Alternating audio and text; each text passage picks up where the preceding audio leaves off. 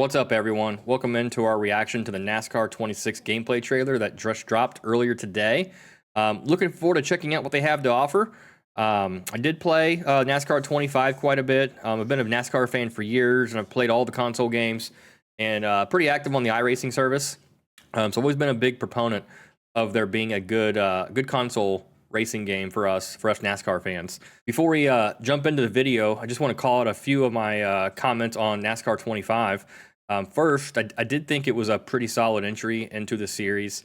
There's a few things in terms of gameplay that I'd like to see addressed in this upcoming entry. First, I've always found it difficult to balance the AI. Typically, they're always way too easy or way too difficult to pass. And then kind of going with that, it's, in my experience, been difficult to find that fine balance between fuel burn and tire wear. It's either you burn your tires and fuel way too fast, or the AI burns it way too fast, creating a disparity in pit stops. I really hope within this next game they address some of that. As far as the career goes, again, very solid entry into the series to manage your team and all the aspects of your team. But in this entry, I'm really hoping that you have the choice to take over an existing car from a team as drivers retire and move through silly season, versus just being locked into your ecosystem of your own team. So those are just a couple of quick wish list items that I have for the game. So we'll dive into the gameplay trailer to see what it has to offer, and then also don't forget to drop a like and subscribe to the channel. It helps out a lot. We'll try to do some more content like this, as well as post some highlights from our iRacing game. So with that said, let's take a look. All right, let's dive in and see what we have.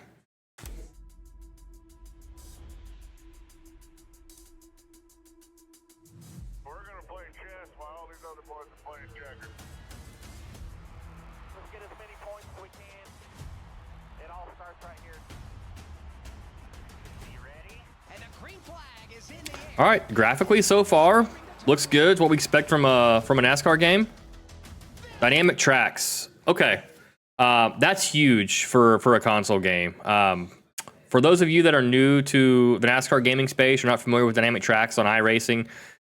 What that is it allows the track to change throughout the race event or the race weekend, depending how they have it implemented, based on ambient air temperature that's simulated, track temperature, rubber buildup on the track, so that the line you take on the first lap of the race to be quick isn't necessarily the line you're going to take on lap 20 to be fast. You're constantly going to have to be moving around and adjusting your racing style to adapt to the track conditions.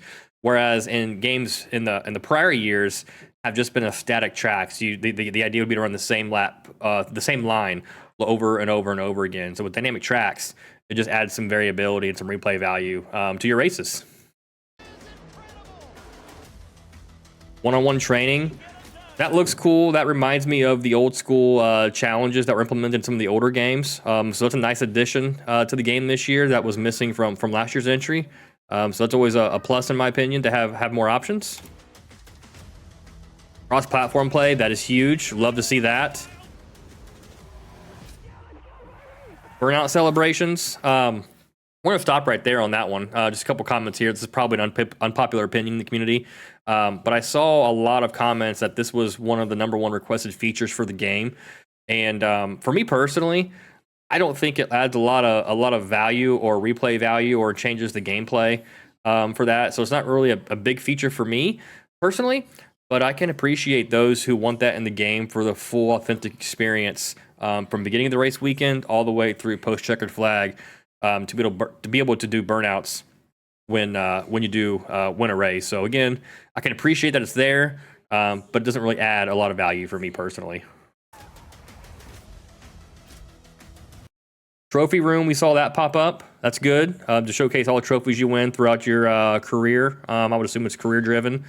The chase mode is a flashback to some older NASCAR games where you could just kind of set your chase grid and race the last 10 races of the chase if you don't want to go through the full 36 race season.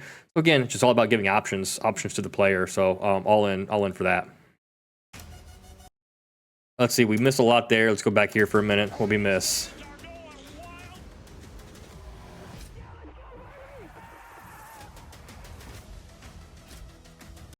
Trophy room we caught. Chase we caught. Overhaul driving physics. We touched on that at the top of the video. I'm hoping they've kind of dialed in how to tune the AI so it's more of an enjoyable experience. They're not super aggressive or too easy to pass. Then hopefully they account for where you're at and just not drive through you. So I'm anxious to see the overhaul driving physics into the game. Enhanced controller calibration tools, always a good thing for accessibility for those on controller. So we'd love to see that. Curious to how they implement that. I did see the naval-based Coronado. Personally, not a good road course racer, but that'd be a fun track to drive. Door bumper clear podcast clips. Definitely an ad for immersion. Love to see that. Updated CODA. Better particles for, I assume, tire wear and dust on the track. So all in for that. Safety violations. Okay. 750 horsepower package. Okay.